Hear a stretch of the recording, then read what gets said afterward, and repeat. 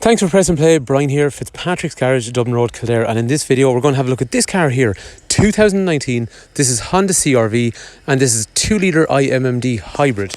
This video is going to be useful for somebody if you're watching on YouTube and you want to see more about how the Honda CR-V hybrid works from 2019. Or alternatively, if you're in Ireland and you're looking for a really super nice SUV to buy, well then this is definitely something to consider, and this video is going to show you around the reasons that you might consider purchasing this car. Just a quick little bit of history on this car. This car was actually belonging to Honda headquarters in Ireland, and we've acquired the car from there, and it is now for sale at a discounted price. And for anyone that's considering buying this car, Brian is my name, Fitzpatrick's Garage, Dublin Road, Kildare. If you want information on this really cool car, 086 843 1945, call, text, WhatsApp, whatever suits, and I'd be happy to go through information on the car or just about trading in or how you would actually go about financing and paying for a car like this. So for the rest of the video, we're going to start off with the features on the outside of the car that I like.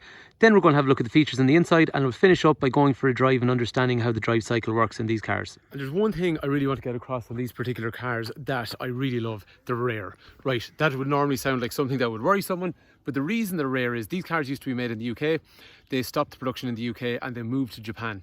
And as a result of this move then, what's happened is production capacities have definitely decreased, and COVID-19 hasn't helped anything either. So what's happening is we get a certain amount of these cars into the country every year, but it's limited. And what happens in these kind of situations then, when something's limited, I usually find the value is held very, very well because there's not tons of them that can be replaced.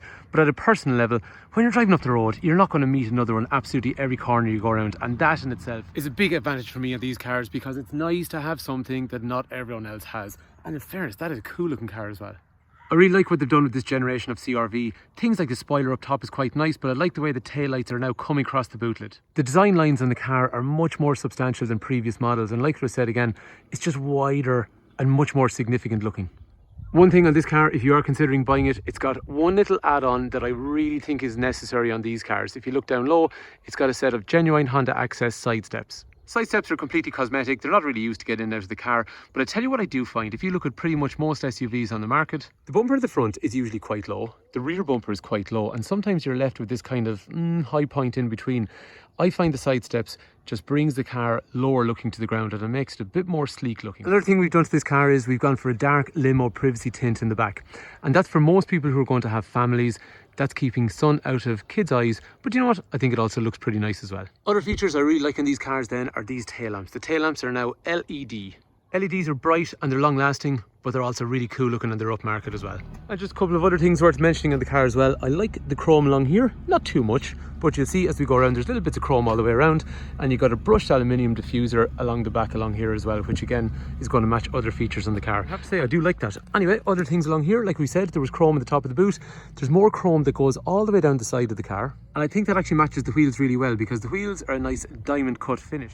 As we saw low down in the rear, there was brushed aluminium, and you know what, those side steps also are brushed aluminium, so again they're just keeping that theme along the bottom of the vehicle, rear and side. And walking around to the front of the car then, we have more chrome along through here. There's the brushed aluminium on the front, which matches the bottom of the side skirt and the rear as well. And again across through the centre you have this big bull nose, which again has a chrome finish, and I like the way, watch this, moves down along through here but actually becomes integrated into the headlight. Because when you look at the parking light on this car, you can see it sweeps all the way down and below the chrome, and that's also the daytime running light as well. And like we saw on the rear of the car then, we have LEDs for the full lights, you got LEDs for the dip lights, you got LEDs for the indicators, and we got LEDs as well, which are the front fog lights, so they're pretty nice.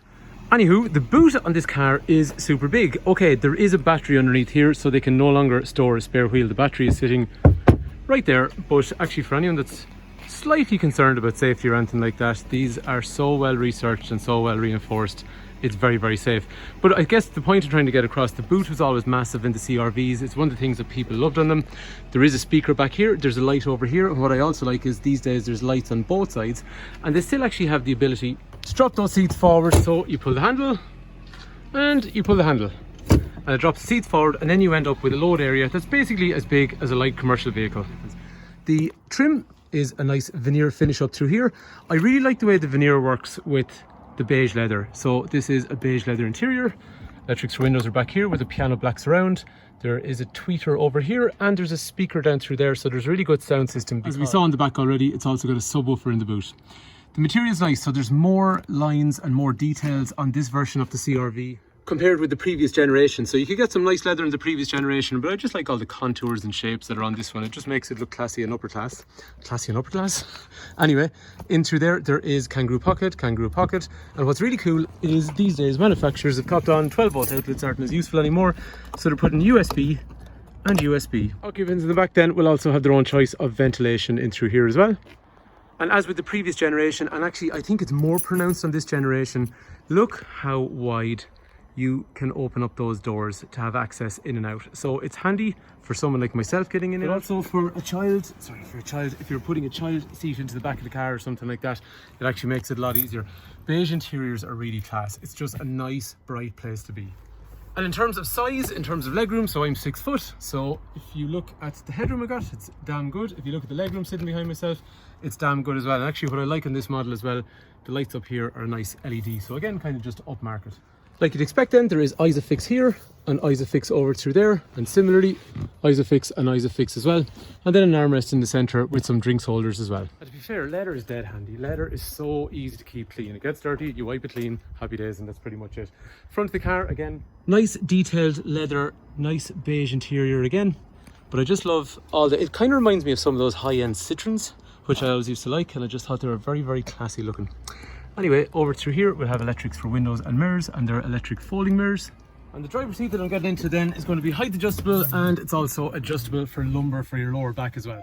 In terms of starting the car then, it's a start-stop setup. So once your key is in your pocket, you press the start button, and then this is the type of illumination you get on the electronic dash when you start the car. Sitting in the car then, this is the view that you're going to have. So we'll look at these buttons for the transmission when we go for a drive, electronic handbrakes up through there. And if we really want, we can go into a sport mode, which is more aggressive, or we can have an economic mode, or we can select a full electric mode.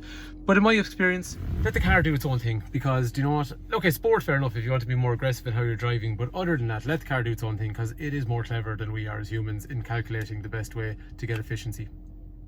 Wipers and lights will be completely automated, and because this is the hybrid version, we do have controls here if we want to set up regeneration. So what you can do is you can set up a resistance, so when you let off the pedal, the car is going to try and gather more power from the wheels to bring it back to the battery, to allow the battery to charge up even quicker as well.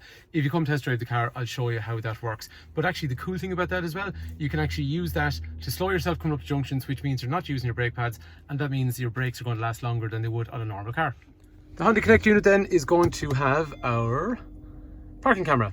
The other thing as well is on these ones, you can tap this little lad here and it actually gives you sensors all the way around to show you what's happening on the front and rear. So you got your visual, other visual, and you also have the audible chime of the sensors as well. In terms of the Connect unit, it's all touch and slide. There's Garmin navigation up through there. There's general audio settings for where you want music to come from. What's cool on these is now that they give you a volume button as well, which they didn't do before. And you've also got things like Google Maps, which is going to run through Apple CarPlay or Android Auto as well. Anyhow, let's go for a drive in this car. Yes, we are on grass. I was taking some photos of the car. Anyway, just from the driving impressions, without leaving out the hybrid part and all that stuff, obviously it's a lovely automatic car.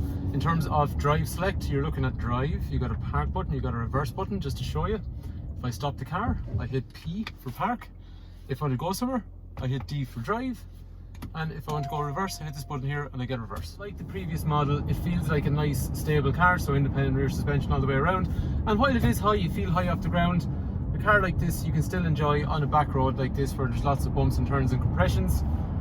And it doesn't give you a lot of roll or anything like that, so you can drive them on pretty much as fast as you can drive a car these days. These SUVs are very like cars in how they handle now. And if you're coming from a manual gearbox car, you will never get sick of not using your left arm or your left leg. So nothing coming, turn right, and away we go. To get a better understanding of how the petrol and battery hybrid process operates in this car, let's see what happens when you go to pull out of a junction. So if you're in an urban area and you're doing maybe 50-60 kilometers an hour and you pull out of a junction, you're usually going to be on a battery only mode at the start. If you decide you want more power and you put your foot to the floor, the petrol engine then will come in, and both power sources, being the battery and the petrol engine, will start to power the car to give you that extra power.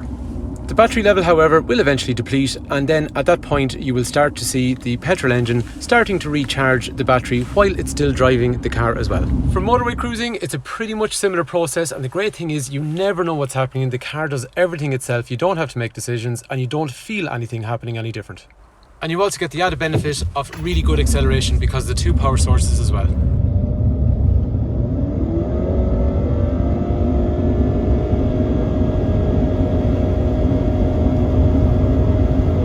So there you have it. There is an SUV that looks really cool. It's really well equipped. It's something a bit different. It's going in the right direction of being in a hybrid powertrain. It is a really damn nice car. So we are Fitzpatrick's Garage, family run business in operation for almost 70 years. Brian is my name. If there's any information you want on this car, 086 843 1945. We can organise finance. We can take any trade-in you have. And if the video has been useful and you're watching on YouTube, please do like and subscribe because it lets me know the video is useful. And if there's anything I've missed, let me know in the comment section below. So thanks a million for taking time to watch. Hopefully the video is useful and hopefully the car is of interest to you.